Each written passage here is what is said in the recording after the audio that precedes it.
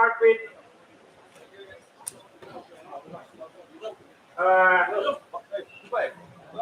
Abhilasha Bapanasha. Abhishek Kabra. Then one Sangoya. So three of them will be presenting on the topic Odor is Accord 2020, a study on the representation of the Accord in major national stages. They all are from Edinburgh University. So you are most welcome. And if you are ready, okay, take 2 minutes.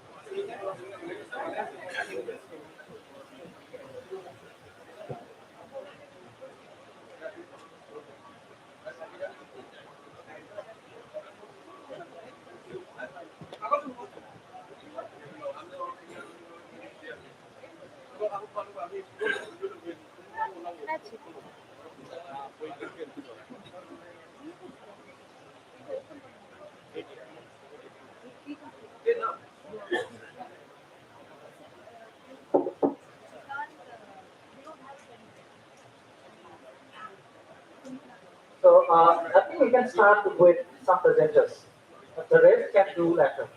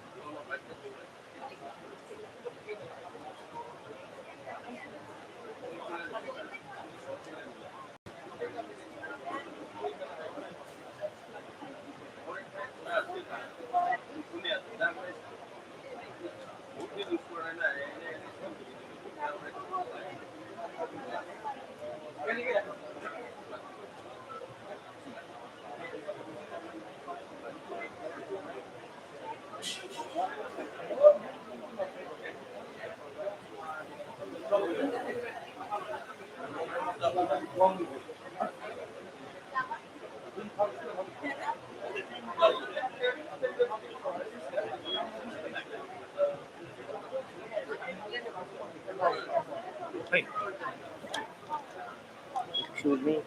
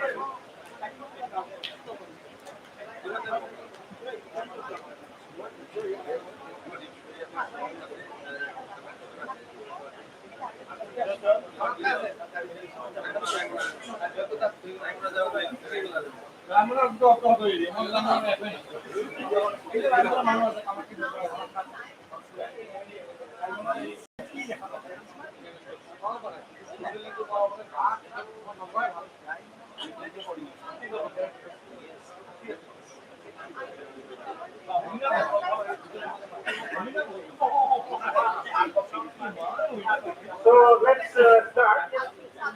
Abhilash Bapana sir, Abhishek Thabra, then one Shankwari. With their presentation, we can get this. Okay. You can bring us two pen drives here, and your friend will be giving us like. So your time begins now. You get 10 minutes presentation and 5 minutes discussion.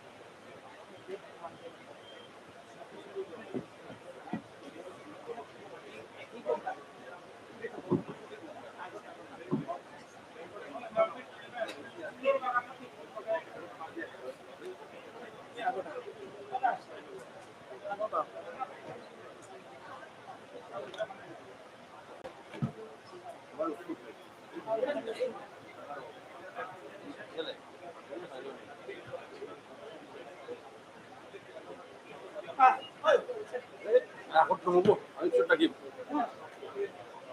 ইয়াত চব presentation মানুহ থাকিব না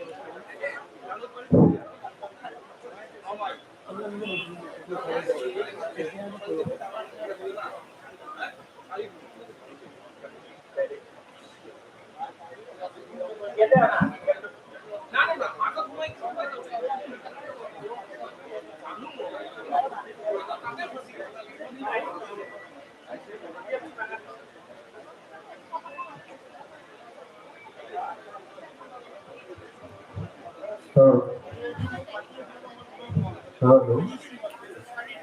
Hello.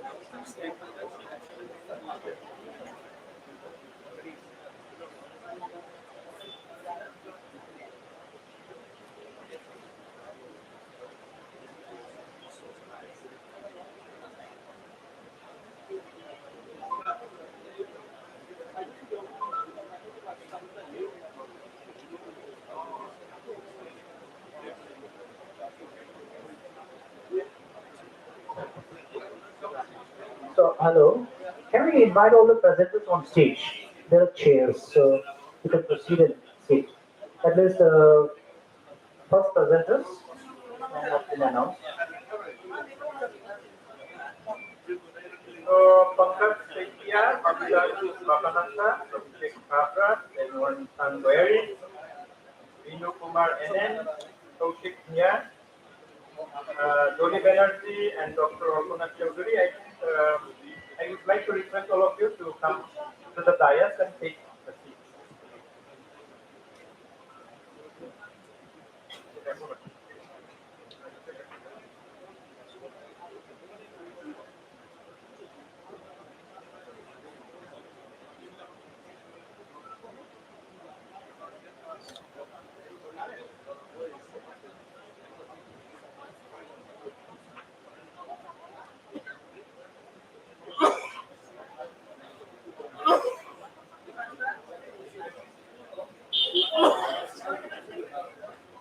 And I would also like to request Pankaj Nya and Sarita Doctor to come to the dais.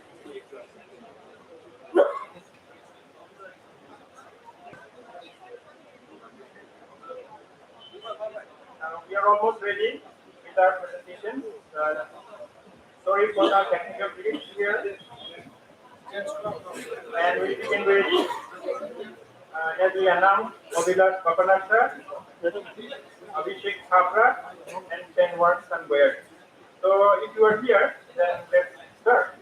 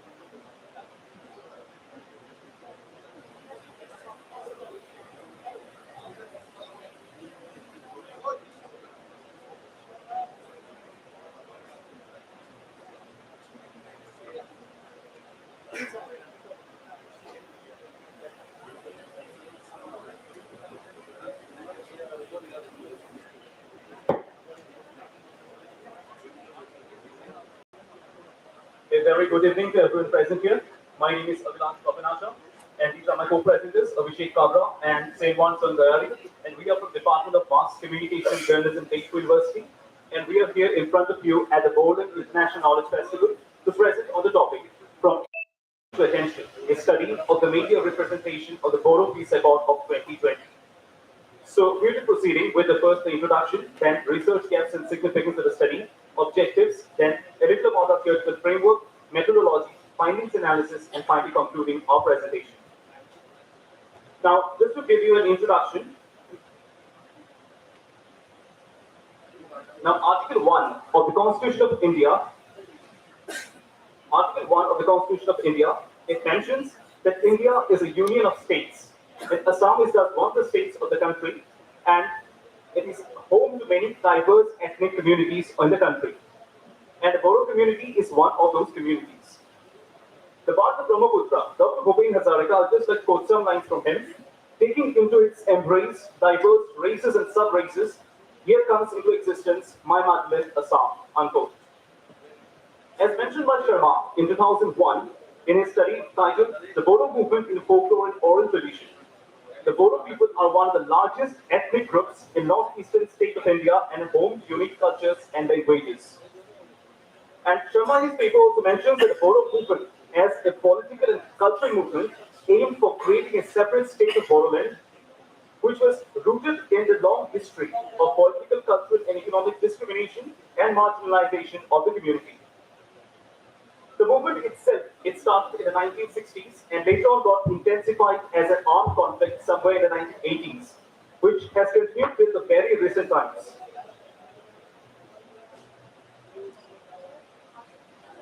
Now, during this period, from the 1960s until today, several of the peace accords have also been signed between the government and the Bodo groups. But again, these agreements have been questioned for their inability to bring a lasting solution to what we call as the Bodo political problem or issue, and for bringing a lasting peace and stability in the region, in this part of the globe.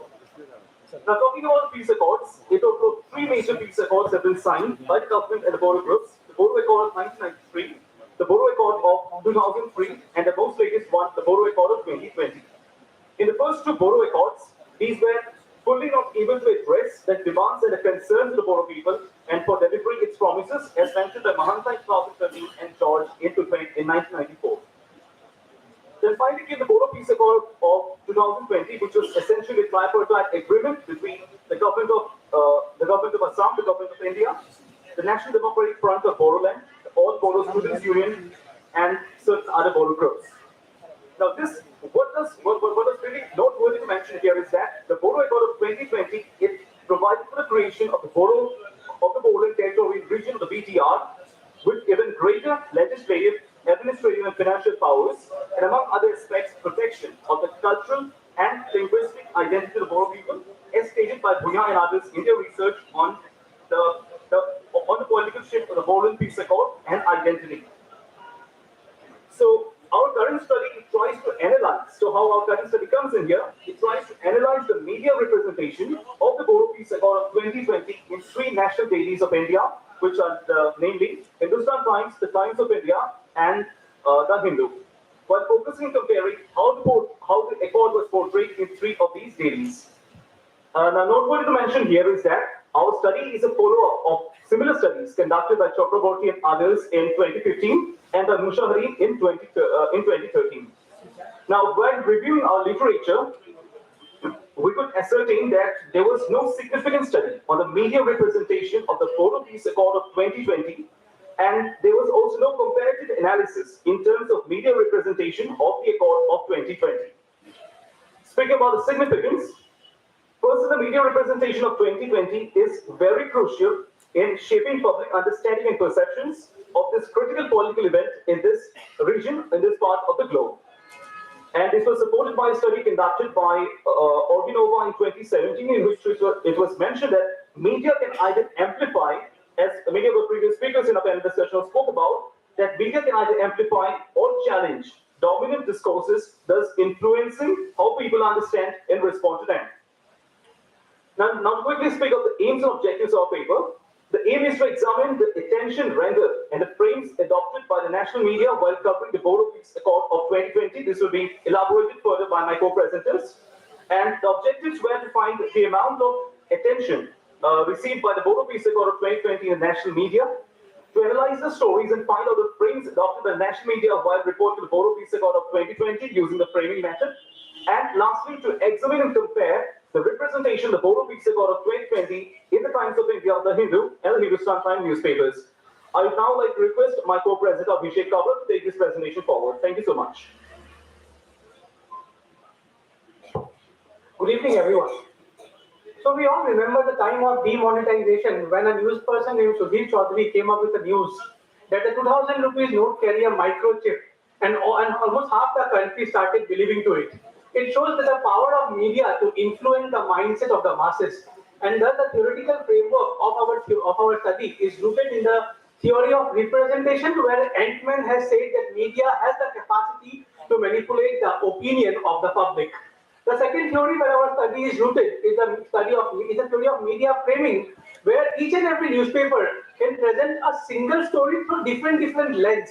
And as developed by Yang and Ishak in their study in 2012, there are four lenses through which we can look at different stories. They are conflict, consequence, responsibility, and human interest. And these are the four lenses which were also studied while the Boro-Muslim conflict of 2012 was represented by Chakraborty and others. And thus this frames the theoretical framework on which our study is rooted in. Coming toward the methodology, our study is a judicious blend of quantitative and qualitative methods. When I say about quantitative methods, we have used mean and tabulation to find the comprehensive data and to tabulate our data in a way that we can derive a meaning out of it. And when I speak about the qualitative analysis, we are doing a content analysis through framing method. The four frames which I already said: conflict, consequence, responsibility, and human interest. Now a question might arise of all the newspapers, why we have taken the Times of India, the Hindu, and the Hindustan Times. But we have taken the time period from 27 October, 90 days prior to the accord, till 27 April, 90 days after the accord. And in that particular point of time, according to the Media Users Research Council's Indian Leadership Survey, it was found that these three newspapers were the leading English dailies with highest leadership in the country. And thus, we chose these three newspapers. And we did, during the entire study, we did on the basis of four parameters: attention, source of information, frames, and the tone and the attitude of the stories. So coming toward the findings, when I say about attention here is comprising of two different aspects. Number one, the number of stories on the accord. So total 90 stories were done on the Boro Peace Accord, and in our study, the universe was the sample. We analyzed all the 90 stories. And the nature of stories, whether it is an editorial or a passing on story or a hard news, were analyzed. Then the source of information, that is from where the information has come, the frames adopted, and the tone and attitude of the stories. So when I say about attention, 90 stories were published. The Hindu published 39 stories. Times of India published the highest number of 43 stories on the Boro Peace Accord 2020. And among the top 10 newspapers at that particular point of time on the basis of readership, the Hindustan Times only published eight stories, which was a little lesser than all other newspapers in the top 10. And when I say about the nature of information, the Hindu was the only newspaper which had number one, the editorial, and number two, an op-ed article based on the Boro Peace Accord, because most of the other stories were more or less hard news or a straight passing on, or straight story mentioned. For example, it is a story about different topic, but Boro Peace Accord is mentioned just as part of that story. So just because Times of India had more number of stories does not correlate with a more efficient reporting, because the in-depth editorial and op-ed stories, the comparison method, this was much more in the Hindu in comparison to other newspapers. So the next part of the presentation will be carried on by Senwar Sanwar. Okay, since I am also asked to speak on the source of information, there were different sources of information which we received: the government, the state government, the chief ministers of Assam, different government functionaries, and so on. So there are two important relationships which were established as a part of the major finding of the story. The source of information has a very big influence on the tone and attitude of the news. Whenever the source of information was a government functionary, the tone and attitude was largely positive. Whenever the source of information was non-Boro communities, the tone of an attitude was largely aligned towards being negative in nature. The second relationship which was established was between the source of information and the nature of news. So as I say about different frames, the stories which had government functionaries were mostly using the responsibility and consequence frame. That is what is the aftermath of the peace accord. But there were different victim groups as a part, victims of different violent activities that were taking place. And in those stories, the human interest and particularly the human rights was a frame, which was largely used by the Hindu in comparison to other newspapers. Over to you, Sanborn. Thank you, Abhishek. So, to study a dominant narrative that were there in the articles published by the three newspapers that we have studied, we have adopted the four frames which were developed by Young and Ishaq back in 2012. These four frames are namely conflict, consequence, responsibility, and human interest. The first frame here we have studied is the conflict, in which we can see that the Hindustan Times covered the maximum percentage of their stories with this frame being adopted. Sorry. Followed by the Times of India with 8.43% and the Hindu with 7.69% of its stories adopting the conflict frame. These are some of the examples of stories that were published by the three newspapers that we have studied that had adopted the conflict frame. Followed by the consequence frame, in our study we have found out that the Hindu had 58.97% of its studies adopting the consequence frame, followed by the Times of India and the Hindustan Times. And these are some of the articles that had adopted the consequence frame in its articles.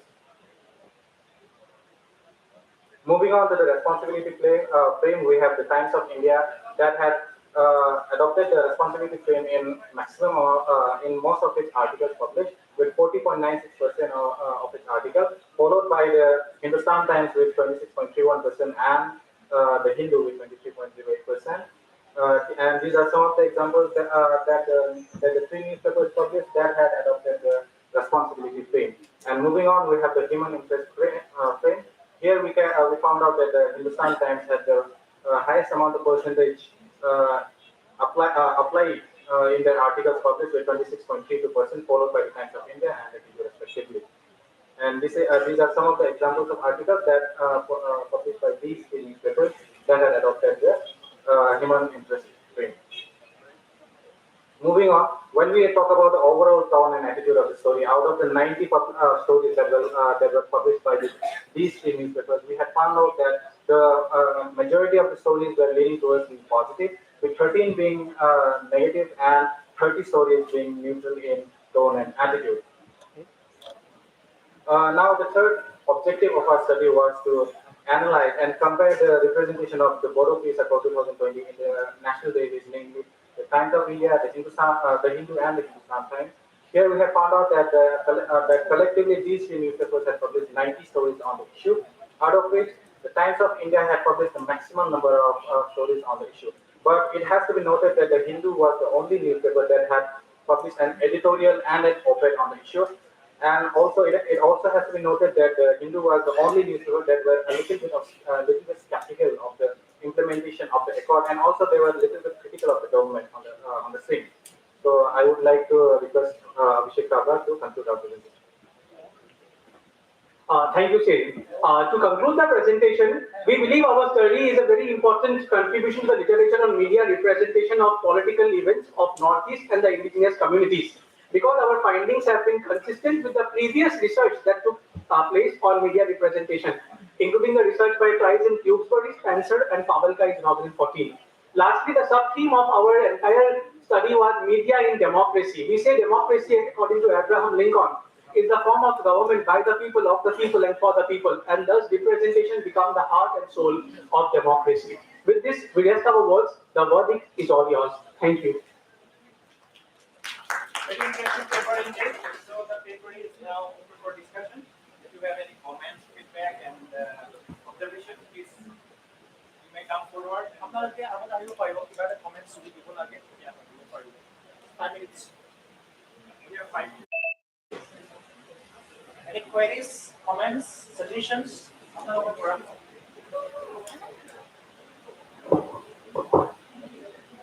Yeah, next we have presenters, and they are from Casper University. So, all right, then we Thank move you. forward to the next presenter, Bhinu Kumar NM and Kaushik Bhia. They are from Don Bosco University, and they will be presenting on the topic emergence of OTT platform and its impact on movie theater audience in Bengaluru, Karnataka. So,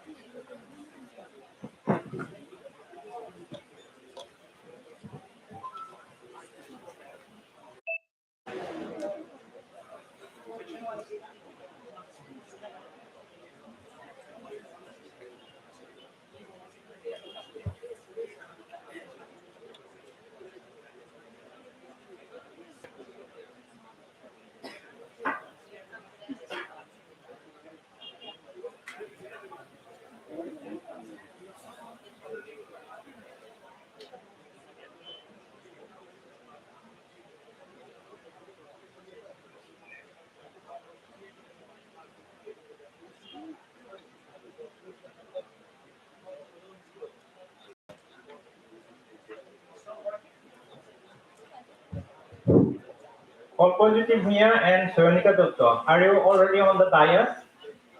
Oh, good. Shreya Pal, Ankita Agarwal, Dr. N. Rohin Kanto Singh. If you are there, please be on the dais. Okay, you are there. Yes.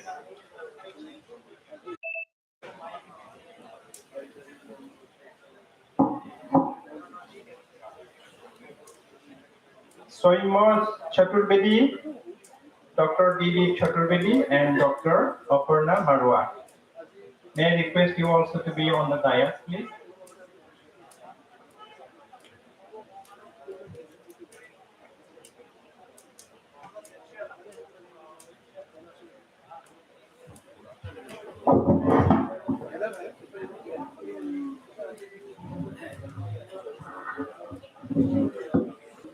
Very good evening, everyone gathered here. I am Father Vinu, a priest from Assam Don Bosco University. I am pursuing my master's from university, and this paper presentation is authored by myself and Professor Kaushik Bhuyan, but he is absent. Still, I will be presenting this paper today. Okay, let me start.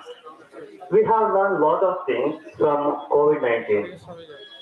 It can be our day-to-day life, it can be our office work, it can be our school life, whatever may be. It has taught us a lot of things. In that COVID-19, there is a lot of alternative we find out. How to live our life being in our home itself. In that work from home, online classes, as well as online shopping, we learn a lot of things such a way. In that time, we also learn to use online platform for entertainment.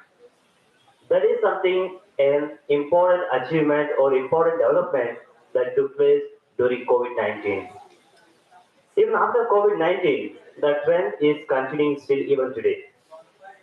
So that I thought, even after COVID-19, we are still stuck our devices. It may be laptop, smart TV, maybe tablets, whatever. We are stuck with that. Is there any impact on that in the movie theater industry or movie theater audience? That they will find out or discover. before we can say yes or no. So that my research study is on based on the emergence of OTT platform and its impact on the movie theater audience in Bengaluru. You might ask, why do you choose Bangalore? You can just choose somewhere here. Because there is reason. Why do I choose Bangalore? Bangalore is my hometown, one thing. More than that, Bangalore is a all developing city. It has all the necessary infrastructure which will take place in future in all the villages. Maybe better internet penetration, better facilities. These all things is needed for the OTT platform, especially the internet. Because when we think about internet, we know that the first city to receive internet, those among one is Bengaluru. That is 5G internet service because there the demand is more.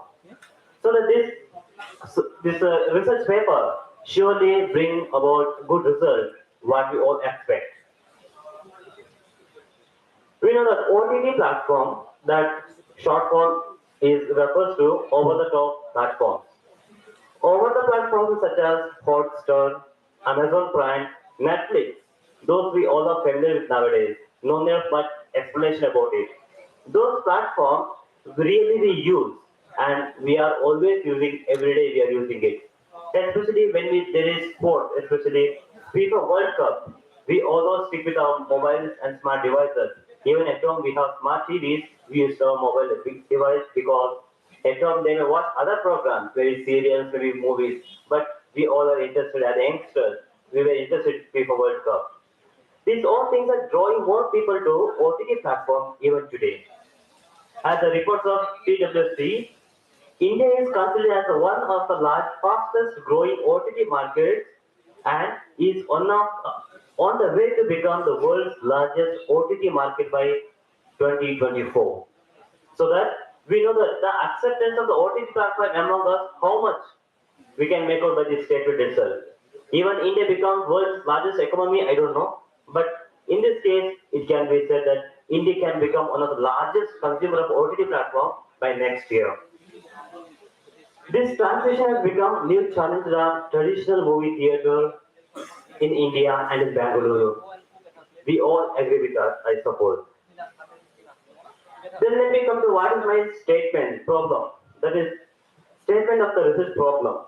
It is simple. The present situation in movie theater industry in Bangalore is not an encouraging one. The reopening of movie theater after COVID lockdown is very challenging and compared to pre-COVID level. There is not enough audience within the movie theater. The reason for this needs to be discovered. Many believe that the decline in the footfall in the movie theater is due to the increasing popularity of OTT platforms. So that it needs to be confirmed whether it is because of OTT platform or because of any other reasons. Aim of this research is to The aim of this study is to examine if the emergence of OTT platforms such as Netflix, Disney Plus, Hotstar, Amazon Prime, etc., have impacted the theater-going habits of the residents of Bangalore. The objective of this study is to identify the most popular OTT platform in Bangalore, to analyze and find out if the audience of movie theater are impacted because of OTT platform in Bangalore, to analyze the future trends in movie theater audience behavior due to the emergence of OTT platforms, and last, to find out few strategies that movie theaters and OTT platforms can adopt to attract and retain their audience. Research methodology when I come is purely a quantitative method I use because I'm using a statistics to analyze this one. Then area of study is Bengaluru. Then sample method is simple random sampling method used. Sample size is around 150 and residents from Bengaluru. Data collection is primary source from questionnaire we prepared and sent for the audience to collect data. And secondary source we have used for literature to already establish to be supported to support this data analysis. Data analysis tools method use Microsoft Excel to represent in a graphical way. Let me cover the data analysis. General statistics of my data collection is as it goes. Total responses received, 151 responses received from the residents of Bengaluru. Among that, 3 were outside Bengaluru study area so that they were filtered out, and total valid responses considered for this valuation is 148. Gender-based analysis is that male participants 66, that counts to 44 percentage, female participants 81, that counts for 55 percentage, and other category represents 1 and are below 1 percentage. Total 114 participants, it comes to 100 percentage. Then age group based statistics, 14 to 20 years age 34%, 23 percentage.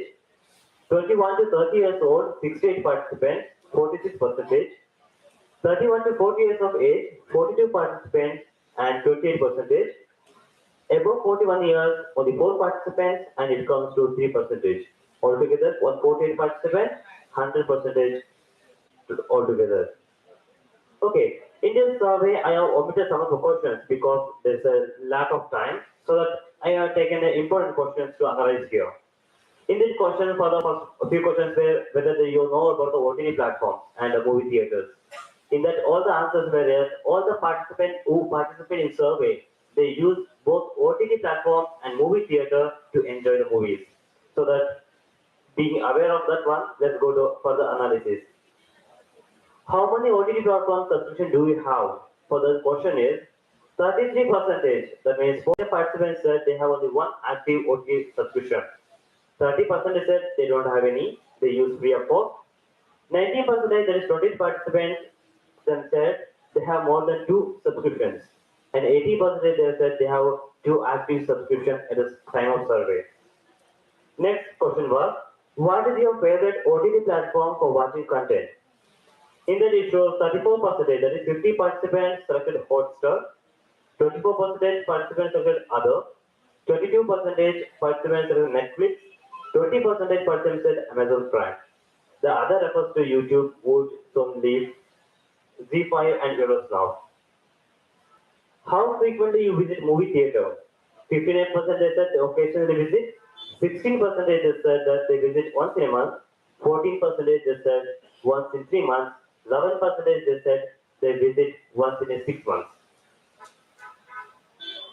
On an average, how much do you spend every month on OTT subscriptions? 40% said that they spend about 100 to 500 rupees for every month. 38% said that they spend around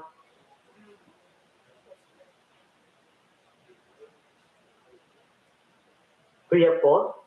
Then 19% they said about 100 rupees, less than 100 rupees. 3% they said they spend more than 500 rupees. On average, how much do you spend on a movie ticket? 64% they said 100 to 500. 33% said that they spend 500,000 rupees per ticket. 3% said that they spend more than 1,000 rupees per ticket every month. What is the key factor for you to prefer to watch a movie in a theater? Participants prefer bigger screen and better sound experience in theater. And 40% of participants prefer larger audience. 7% participants prefer snacks and drinks. 5% participants prefer content not available on the OTT platform as a reason to prefer movie theater.